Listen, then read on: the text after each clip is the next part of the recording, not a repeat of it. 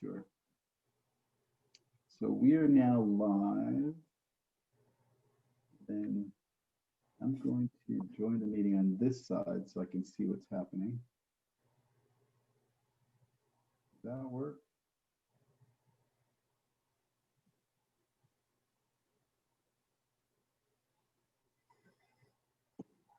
I'm going to just type in good morning. I don't think they see us though.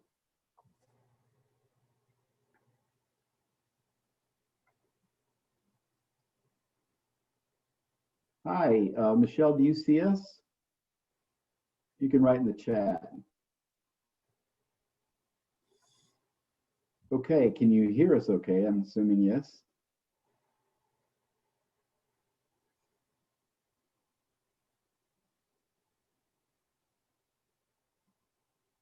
Okay. So I'm actually not seeing as it broadcasts. So if we've got everyone on, I'll introduce myself really quickly. My name is Chris Chaffin. I'm the Communications Director with the Alzheimer's Association New Mexico chapter. And I'm here to moderate this session for our very special guest, Zack Quintero, who is the New Mexico State Ombudsman. And Zack is going to be presenting for us today on the topic of tackling elder abuse. And what we're going to ask you to do is if you have a question during the presentation, is to go ahead and put it in the chat. I'll go back over the chat in about 45 minutes, and we've allotted some time for Q&A, and Zack will take the questions in. So without further ado, it's my privilege to introduce Zack Quintero. Thank you so much, Chris. I appreciate it. And hello, everybody. My name is Zachary Quintero. I'm the State Ombudsman for our great state of New Mexico, and I'm honored to serve in this role in our capacity as being an advocate for residents at long-term care facilities, family members, POAs, and making sure that we have a quality of care that is envied by the rest of the country. Want to first start off by saying a special thank you to the Caregiver Conference and the Alzheimer's Association of New Mexico to invite me as a guest. This is my first time presenting, and I am very excited and also equally nervous to be here with you and share how we're focusing on tackling elder abuse. I'm going to start by sharing my screen here.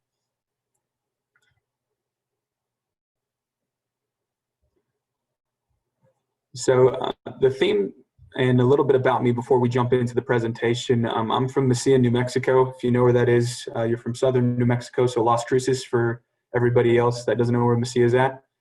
I'm a proud, 7th or 8th generation New Mexican. Nobody can really know the full lineage there, but my mother and father, both New Mexicans. I am a product of New Mexico public schools. I went to Las Cruces High School. I went to New Mexico State University, and I'm a graduate of UNM School of Law. So I'm a proud Agbo, I believe the phrase is, child of two worlds there. And I have actually started, first my interest with this came about in a very, family-driven way. My grandfather was at a long-term care facility for his condition, and I still remember as a boy watching him go through some serious struggles, and also abuse and neglect happened to him. And that stayed with me for a long time. And it actually informed a lot of my thinking on advocating for people and fighting for people's rights. So when I pursued law, I pursued a specific focus of it, and it was constitutional law, that and environmental law. I kind of overlapped the two. And I found myself being part of a great legal analyst team with the governor's team after graduating from UNM Law School. And I started here in the legislative session doing legal analyst reports and helping out on bill review. And from there, it kind of grew. And then the pandemic happened. And I was assigned to the medical advisory team for my background with the U.S. State Department and emergency management planning that I had with the U.S. Treasury Department. These were all, programs and initiatives that I had been a part of that had trained my mind to help us not only focus on people's needs and rights, but also plan safely to make sure they're as safe as humanly possible. So I was on the medical advisory team for 4.5 months. And after my work there, I was asked to serve in this role as the state ombudsman. And that's where I am right now. So that's a little bit of story about me. My dad's a plumber and my mom's a public school teacher. So I know how to listen well and I know how to deal with crap. I hear you need to have both to be an effective ombudsman. because you deal with everything under the sun. You are everything to everybody at all times. When it comes to the residents' needs, making sure you're protecting their rights and helping them with everything from a simple need for asking for water to reporting and investigating abuse and neglect claims. So we'll start here. Tracking elder abuse for us is an incredibly important issue for our program, and is something, on day one, I was interested in being in this role. I wanted to first look through our data and see where we were making strides and where we were coming up short, where we were not making the best connections possible for making referrals out to state partners. And I found out, our system of referral wasn't as complete as it could be. So I went to work straight away, and a huge thank you to Emily, Luke, and our team, our regional coordinators for the Ombudsman program, for helping me get a clear focus on where we need to be going. A little bit of information quickly about the Ombudsman program. So, a brief overview about our program. What does an ombudsman do? That's the million-dollar question, right? Ombudsmen are tasked with being the advocate for residents at New Mexico long-term care facilities, and we relay the needs of the public who live in long-term care facilities to state regulators, and if the resident approves, state partners like the Attorney General, the Auditor, Superintendent of Insurance. Those are new partnerships I'm going to talk to you about later in the presentation that didn't exist before, but thanks to the new initiative we've created, now do exist. So how do we advocate? We advocate individually and systemically. It can be one-on-one individual visits. Back before COVID, we were known for showing up at a facility and talking one-on-one with residents one at a time, going to each of the rooms, not only asking how they are, but asking what they would like to see done. Obviously, times have changed now. So now it's more of a systemic look. We're having to do more digital visits, window visits, outdoor, sanitation window visits. We work one-on-one with residents, family members, staff, and advocacy groups to identify and change both personal and systemic issues. That's the main focus, I would like to say. If we were trying to capture what the Ombudsman is about and what we do and who we represent in a nut, that's it. What kind of issues do we typically see and advocate to change? Well, that ranges. It's really a case-by-case basis. As I learned in law school, the famous phrase here is, it depends. Issues range from diet to visitation or severe neglect and abuse, and everything in between. Quality of life, dignity, and respect are the core tenets of our advocacy. So we come at each case, each issue, each request, each check-in from the point of dignity, respect, and access to justice. And that's how we kind of came up with that theme: wellness, dignity, and access to justice. So here's our current COVID situation, just so you know, and how things have changed. Due to COVID-19, the Ombudsman program has had to develop new forms of investigation and review to identify and report resident complaints. Those protocols include digital check-ins, like I mentioned, and window visits with resident staff and family members. This is facility by facility, case by case. We have protocols in place where if it's a COVID hot zone, 5 or more COVID positive residents in a facility, we have to exhaust all digital options and then find a safe way to be masked up, socially distanced, and see if we're able to connect with the resident through a window visit or through a different means. But we exhaust every resource available to make sure that we're there, they know we're there, and that we have a clear line of communication to get to the relief they deserve. So during COVID-19, the state ombudsman program has seen an increase in the severity of fraud, abuse, and neglect cases happening at long-term care facilities during COVID, both on an individual level and a systemic level. And what do I mean by the severity of cases? Typically, one would see, something of an extreme case or a neglect issue like a bed sore. Well, imagine if it was a bed sore that was untreated for a month. Well, we got a heck of an issue then at that point. So that's what I mean by the severity. We have seen an increase from our data showing severe issues of neglect, abuse, or fraud when it comes to specific circumstances and specific settings. Folks needing specialized individual care plans are sometimes not getting those care plans. And then when we make that change, the follow-through needs to be consistent. So that's what I'm seeing right now for my 4 months into the job. Number 3, in response to these findings, once I saw this data, once we gathered all of this, we said we need to act immediately and be able to create a system-wide and statewide initiative of how we approach claims, how we approach investigation, how we approach reporting this. And that's where we came up with wellness, dignity, and access to justice. Because it's not just about the severe issues that happen, it's also the quality of life that gets impacted for residents. If something bad is happening to one person, I'm immediately going to assume it's going to happen to everybody else. And that is what I'm designed to think like, because in the role of the advocate, we need to make sure that each person is taking their job seriously when it comes to protecting the residents they're paid to protect, when it comes to being there consistently and offering a quality of care and a standard of care that is not only expected by the Department of Health, but also by the residents as human beings. So wellness, dignity, and access to justice. What does that really mean? Well, wellness, quality of life, purpose, things to look forward to, activities, mental, spiritual, and physical well-being. Each resident is different. They have different needs. Some would like a more psychological focused one-on-one activity. Some might like a group activity, which is difficult in this time right now. And some would like to have a continued peace of mind where they have their 15-minute walk outside. So it changes per resident. Dignity is day-to-day life free from exploitation or harm from the people you depend on at long-term care facilities.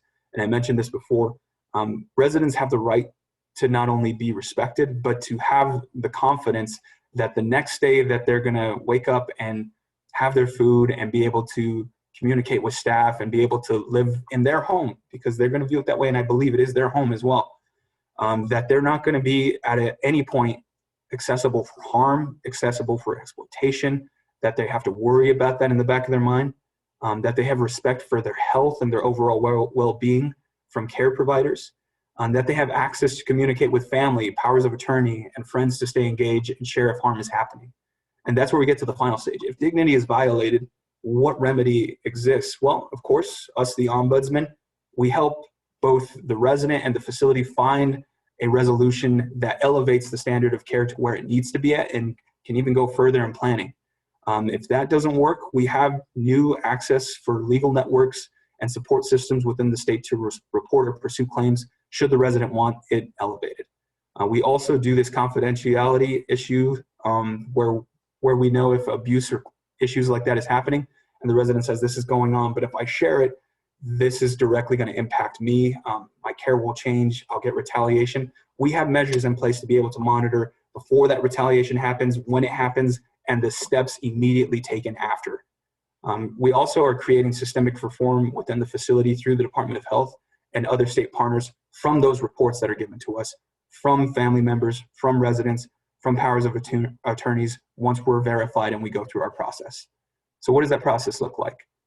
Well, here's what the wellness partnership looks like. The challenge for us was long-term care residents were feeling extremely isolated since the start of COVID-19. No surprise there. As a New Mexican, as a proud New Mexican, I know that community is everything to us. Our soul is in our community and our food, to say the least. It's there as a point of reminder every single day when we wake up. When I'm eating Duran's green chili or Hatch green chili, I am immediately connected back to the people that I have and the memories that I have associated with that. And I might get on the phone and talk to somebody. The same exists for residents and family members that know that COVID-19 and staying isolated right now is an incredibly difficult hardship. And this is where we got creative. We said, okay, how can we respond to this feeling of isolation or not having typical routines that would normally be occurring? What can we do to improve the quality of life? Well, our response was creating a statewide wellness partnership, part of the wellness, dignity, and access to justice part, to include wellness volunteers who are partnered with local and county governments. So local and county governments have senior affairs divisions depending on the size of them, or they have a designated contract set up with a nonprofit or third-party groups that we're able to overlap with and bring into our program and say, hey, we're noticing a drop in visitations at this facility. We've talked with residents here. We've talked with staff here. People are feeling incredibly isolated. What can we do creatively to help engage people? Well, we got great ideas. We can do a painted pumpkin drive where folks can drop it off and each resident has a pumpkin in their room with a card, and a letter writing campaign can start between two people right there. Or they can have a Zoom buddy, or they can have a car parade for their 100th birthday where we're able to wear masks and physically distance no more than five or more cars, DOH approved, where we're on the outside of the facility going around showing support and appreciation where the resident can see us safely from their window. We also had at one point the Senior Serenade program. This is where, it comes back to my personal upbringing. I had family that was in both ballet, folklorico, and mariachis. And I remember how much joy my grandparents had of listening to that music, and the joy that my grandfather had in a long-term care facility for just hearing music to begin with it. And I know I'm preaching to the choir here, especially within this group and this conference. Music triggers memory, and it triggers response, and it triggers emotional, physical, and mental well-being that can't be quantified.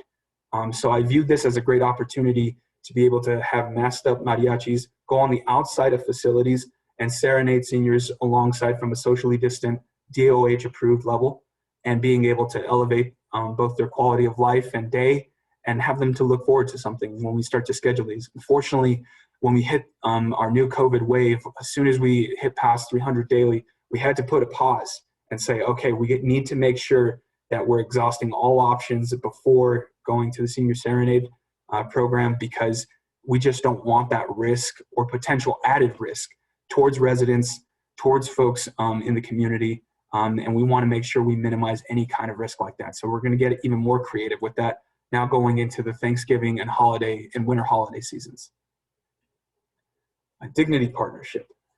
So the challenge for us was our ombudsman couldn't enter facilities that were hotspots or recently facing COVID outbreaks, but we still needed critical information of how people were being cared for without having it filtered either through the lens of the facility or strictly the family members. We have that independent vision of ombudsman being able to be there in person, seeing if there's harm, talking with people, investigating that, being able to verify, and then be able to send that report in. We still appreciate the reports from staff. We still appreciate and look out for and seek out the support from family members, solidifying our initial interviews and investigations or reporting it to us. But we want to make sure we still have that independent lens. So how could we do that? Well, apart from getting DOH approval to go back in, which we do have in limited settings, we wanted to make sure that other folks that currently have that ability to go in could also pick up the phone once they see an issue of neglect, abuse, or harm, or an environmental issue even, to give us a call and say, hey, I noticed this is what's happening here. And for us to be able to do a systemic review of the facility in that case, to see if resident care has been effective.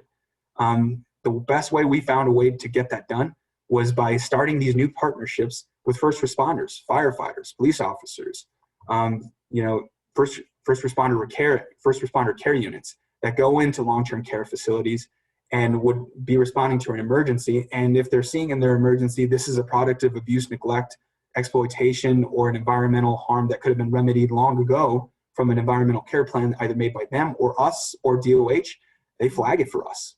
And we're able to do a systemic review of that facility, an individual review, and see where that harm not only started, but what it led to and what the consequences of it are. And that's been really supportive. Now we are now building out that partnership with the city of Santa Fe and city and county of Bernalillo, with new partnerships starting in southern New Mexico shortly. That's within the 4 months that we've had this new partnership that I've talked about for wellness, dignity, and access to justice. These are all products within that time frame. So the access to justice process. So we've covered the dignity part, and let's say, after dignity, we still have that harm that's occurring, and the resident wants us to elevate that issue to either the Department of Health or our new partners. And when I came in, I wanted to see where the access to communication was for referral of cases from both Department of Health, Adult Protective Services, and the Ombudsman program. I figured we could combine all three, get our data together, and then make a complete referral packet to people that have the ability to change either the regulatory framework that's going into facilities, that are monitoring facilities, that issue both fines and issue licenses, and also for the issues of extreme abuse or neglect cases to have prosecution available if needed. That's where we went with the Attorney General, also with the State Auditor for issues of fraud, and also the Office of Superintendent of Insurance for insurance fraud. We have had cases that have popped up where people are constantly trying to scam facilities and residents at the same time, getting access to personal information, claiming to be Department of Health or Ombudsman, and trying to pose as a state government official to get personal financial information to then exploit that resident. This is where these partnerships are really critical, so we can make a quick referral immediately and be able to track the progress of that case. And the same goes for issues of sexual assault, abuse, and extreme neglect cases. If the resident is asking us to elevate these, we are going to refer these out to the Attorney General, to the office of, to the local district attorney's office, and to the Department of Health. These 3 referrals allow us to be able to have multiple lines of communication in place for the resident to have access to justice on a different part of their claim or on a different part of resolution that they're looking to have. And here's how this looks. So we have a case identified by us. We coordinate with the Department of Health and APS. We complete the aggregate data and surrounding facts of that case and verifying it. We then refer out to either 1 of 3 categories right here that you can see, but there's many more. And that gets referred to the AG prosecution team, AG fraud unit, Medicare fraud unit, Medicaid fraud unit, state auditor, AG prosecution team, or the district attorney. These are all controls in place to increase the quality of life and increase the standard of care that residents deserve and expect, and that the state of New Mexico expects for residents. I want to make sure that, you know, I make myself perfectly clear that the governor and the Aging Long-Term Services Department have made 100% focus that long-term care facilities are our partners, and they are tasked with a specific role and a very specific responsibility now during COVID to make sure that they're not only in compliance with COVID safe standards, but they're not dropping the ball for quality of care, for neglect or abuse or exploitation issues. Because if they do, we have to be able to have accountability across the board, because these are people's lives on the line. These are people's well-being. These are family members that we are connected to in some form, because New Mexico is a giant family, as you know. We take this incredibly personal, and we want to make sure that we are there for people in every way imaginable. So if you have a tip or you're interested in joining our team, our New Mexico Ombudsman advocates for resident rights and dignity and access to justice team, here's how to get involved. You can call 1-866-451-2901. That's to report abuse, neglect, or fraud. Or if you're interested in volunteering, there's a link here, or you can visit the Ombudsman website, ALTSD-OMB. Just type that into Google or your search engine, and you can find us. That's the quick rundown of what we've been doing during COVID and how we've been tracking abuse and neglect cases and what we expect to do moving forward, not only through our volunteers, but also through the local, county, and statewide levels of having people in place to catch and to be able to identify and quickly refer out abuse, neglect cases happening towards every resident in the state of New Mexico, and especially towards specialized needs residents within long-term care facilities. That includes memory care units, that includes specialized rehabilitation centers. These are all critical areas that are incredibly important to not just our team, but to the state as a whole. So thank you. With that being said, I think I finished a little bit early, but I want to take any questions you might have as well. Well, great. Thank you, Zach. We are a little early, so we do have a little time, and we do have questions. Great. And I'm going to kind of go backwards because there was a lot of interest in your slides. And I was wondering if you'd be willing to share your slides. Sure. And right now I'm trying to figure out the best way to do that. So if you can email them to me. Sure. I'm going to put my email in the chat.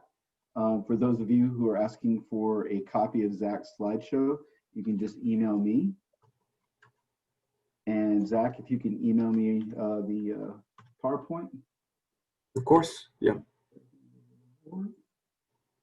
And if everybody who's interested in the slides can see that.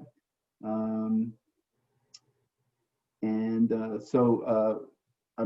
kind of going backwards because I'm sort of seeing these things pop up as I was about to review. So Sure. This is from Lori Millett, and she's asking, she says the APS is a screen in / screen out system. Does the Ombudsman have the same process?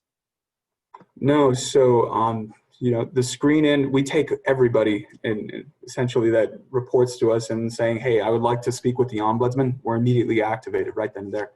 We don't screen out and say, hey, this is just an APS issue. If we identify it being an APS issue, we will partner with them as well as the Department of Health.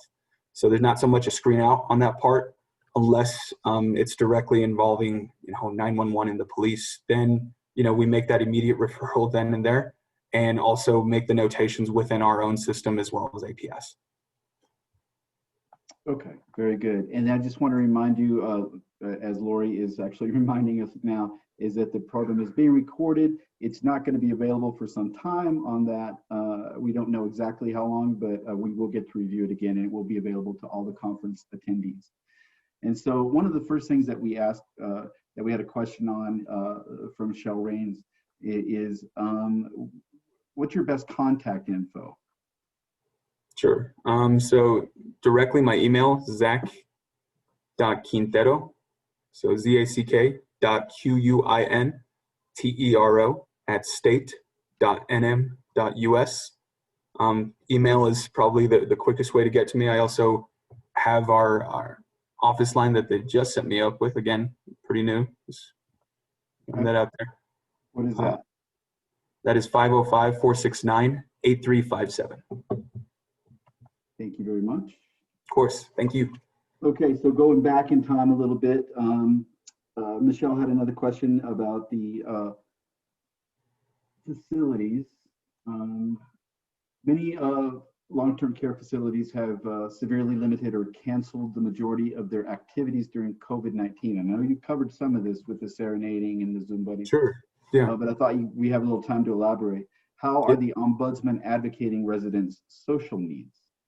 Yeah, this is part of it. So this is where we are encouraging strong partnerships with the facilities to let us know, as well as, the family members who contact us and say, I talked to my grandmother or my mom. She hasn't been able to have communal dining or have the usual routine she's had for quite some time. She's feeling incredibly lonely. This is where we try to come up with a creative way to engage that resident or the facility as a whole. So we'll brainstorm together with you and a local partner like the City of Albuquerque Senior Affairs Division or the City of Santa Fe Senior Affairs Division to be able to come up with a COVID-safe way to engage someone. That could be a 5-person card parade on the outside of the facility that they're looking forward to, a senior serenade, a direct Zoom buddy or letter writing exchange and communication between the resident and one of our community advocates. That's where we're trying to get really creative ideas from, especially going into Thanksgiving and Christmas season. As you know, tamale season is upon us. So we wanted to work closely with the New Mexico Infection Control Team to make sure that home-cooked meals could be able to come back into facilities in a very safe and targeted way. That way we don't get in between New Mexicans and our sacred food. So look out for more updates from that. Okay, good. It's some very creative stuff, by the way. I just, upon reflecting it, some very creative thinking going into those initiatives. So the serenading specifically, Michelle had a question about that. Specifically, is it part of Project Echo or a different program?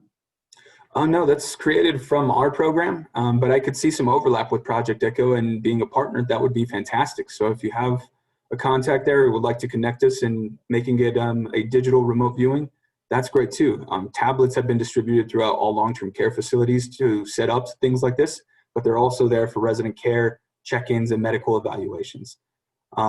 This was done just through our program to make sure people are going to be masked up, and that was going to be limited, and that we're able to do a first pilot run. After the pilot run, we saw that the state had a COVID-wide increase, and we had to put it on pause, unfortunately.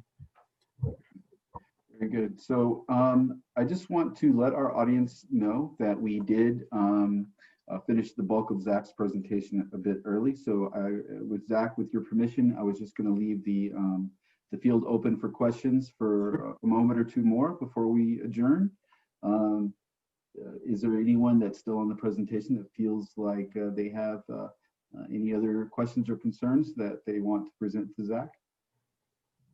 Oh, Zach, how many bilingual or biliterate ombudsmen are there in New Mexico? A good question. So the regions that we cover 8 regions in New Mexico, 8 ombudsmen for the entire state. So that's not a lot of ombudsmen if you look at it from a staffing level. especially when we have 12,000 plus residents in over 370 plus facilities. But our volunteer program, which is expanded now statewide, includes a specific group of bilingual volunteers to be able to help out and flex between different facilities. Most of the volunteers that we have are bilingual, are both northern New Mexico and southern New Mexico. For my ombudsman that I see, as for a total count, I'd have to ballpark it between 15 to 20. And that's Spanish specifically? Spanish specifically, yes. Okay. And for those of you expressing interest in your career as an ombudsman or volunteering, I'm going to refer you back to Zach's contact information that we entered into the chat.